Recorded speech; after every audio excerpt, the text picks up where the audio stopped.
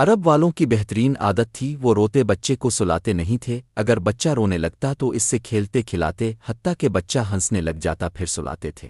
ان کے نزدیک بچہ روتے ہوئے سوئے تو اس کی عادات و اطوار پر فرق پڑتا ہے، جبکہ ہمارے ہاں بچے کو مار مار کے سلایا جاتا ہے۔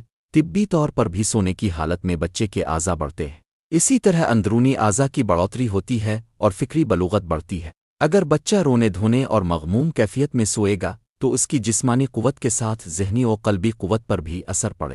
یہی وجہ ہے ہماری دادیاں نانیاں لوری دے کر سلاتی تھیں، بلکہ دنیا کے ہر خطے ہر مذہب کی ماں دادی لوری دے کے سلاتی تھیں، مگر اب زمانہ تیز ماں جٹل اور جلد اکتا جانے والی ہو گئی ہے، اسی وجہ سے لوری کا تصور ختم ہو کے رہ گیا ہے۔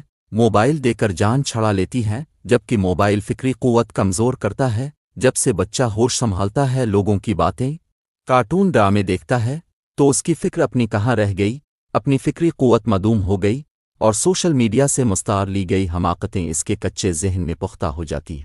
موبائل دینے کی بجائے ماں کو چاہیے بچوں کو سوتے وقت اسلامی کہانیاں سنائے، انبیاء کرام علیہ السلام اور صحابہ کرام و تابعین عظام نیز علماء اسلام اور صوفیاء کرام کے دلچسپ واقعات سنائے۔ وہ رواج جو ختم ہو گیا ہے اسے اچھے انداز سے زندہ کریں۔ ایک بات پلے باندھ لیں، آپ ماں ہیں یا باپ ہیں، اپنے بچے کی نظر میں دنیا کے سب سے بہترین آدمی ہیں، ہیرو ہیں، اور سب کچھ آپ ہی جانتے ہیں۔ جب آپ بچے کو کچھ سنائی بتائیں گے وہ اسے حرفن آخر سمجھتا ہے۔ یہی وجہ تو ہے ماں باپ کو پہلی درسگاہ کہا گیا ہے۔ اب درسگاہ ہی ویران ہو تو بچہ اسکول سے ہی سیکھے گا، خواہ وہ صحیح ہو یا اسلام کے مخالف ہو۔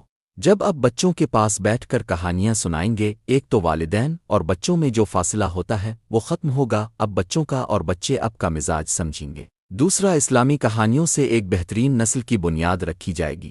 سلطان محمد فاتح کی والدہ نے بچپن میں ان کو یہ بات رٹا دی تھی کہ تم نے قسطنطنیہ فتح کرنا ہے، تو جوان ہو کر انہوں نے فتح کر ہی لیا۔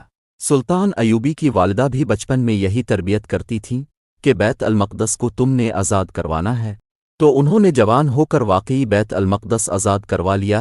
بچے کو مستقبل میں کچھ بنانا چاہتے ہیں تو بچپن سے اسے اس کے متعلق تیار کریں۔ ماضی میں گزرے بہادروں کے واقعات سنائیں، سوتے وقت آدھا گھنٹہ 45 منٹ بچوں کو اسلامی کہانیاں قصے سنائی، قلبی راحت ملے گی اور آنے والی نسل کی بہترین تیاری ہوگی۔